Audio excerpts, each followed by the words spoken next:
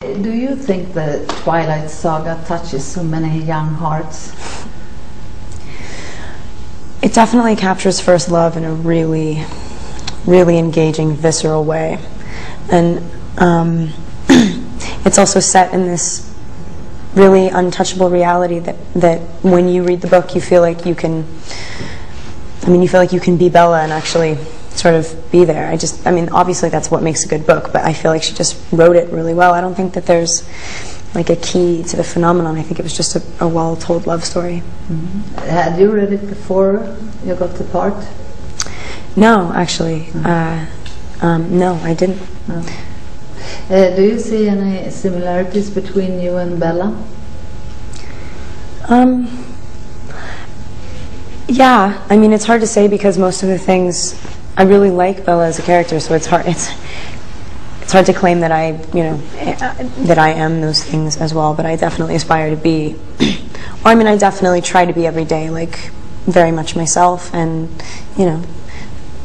Bella's always that, and we have that in common. And also, we're clearly both pretty awkward, but at the same time, we both own it pretty well, I think. Maybe her better than me, but whatever. And now you're a role model for so many millions girls. Does it scare you in a way, or? No, I understand why people look up to Bella, absolutely, and it's a huge compliment. I'm really, if people do actually look at me as a role model, and I'm really proud of that. But people choose their role models, and so I'm not going to try to change who I am to be more, what people think young girls should look up to.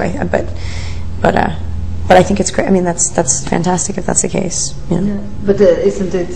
They look on you as Bella. Exactly. Yeah. Yeah. No, that's the other thing. Is it's like I do represent that character for a lot of people, and she's an admirable girl. So I think it's easy for them to project maybe some of her onto me, and I'm not sure, but as long as I think it is such a good story, and I'm so pleased that that I can actually be her. It's pretty cool.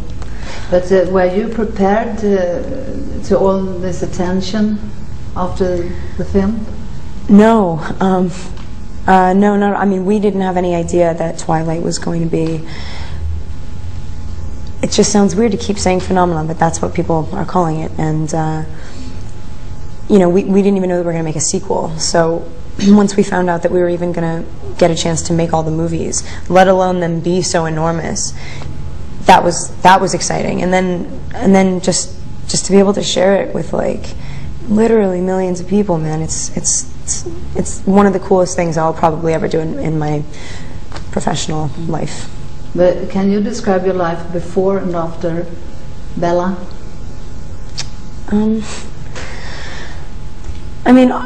Clearly a lot of things have changed for me. I'm in like a much different position career-wise. Like, obviously this has sort of put me to the forefront of whatever, and that is, as an actor, the fact that you don't have to fight for roles that you really care about and be terrified that like something might speak to you, you might really connect with something and you just can't get it made because you're not in it, whatever. So what I did not have before was like such creative indulgence. I'm having so much fun with my job now. It's like crazy. Not that I didn't have fun before, but now it's just like, it's just expanded a lot. But in your life, your private life, to have such an attention all the time and all the fans, and doesn't it bother you? No, it's really like, it looks very different from an outsider's perspective, and it's not the mania that it seems to be. It's like when we're promoting a movie and one of the movies is coming out, that's sort of what we expect because it's a big movie and people are really excited, and we're also obviously really excited to get it out, and life really does go back to normal when one of these movies isn't coming out, and that's the way it should be. It's a job, it really is. It's like a normal job. But don't you don't miss anything in your life? Privacy, for example. You have to. There are certain things that you just know that you don't have to change who you are, and you do not have to stop doing the things that you normally do.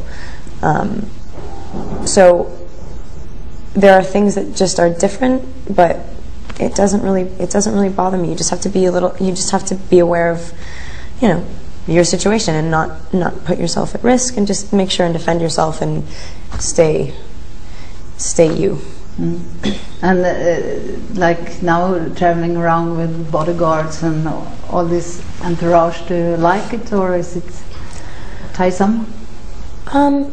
I really love to be able to travel with the movies, because like even on a normal movie, even if it's a big movie, you know, you get one press tour, maybe you visit 3 or 4 cities. This is the 3rd time I've been able to go around the world with, you know, this project, and I like having my peeps because they make me comfortable, and I don't, you know, it's funny, that word entourage is really weird. I don't have a big one. Can't believe I'm even talking about it. It's like I don't even, yeah, whatever. But I really love the people that I work with, so it definitely makes it easier.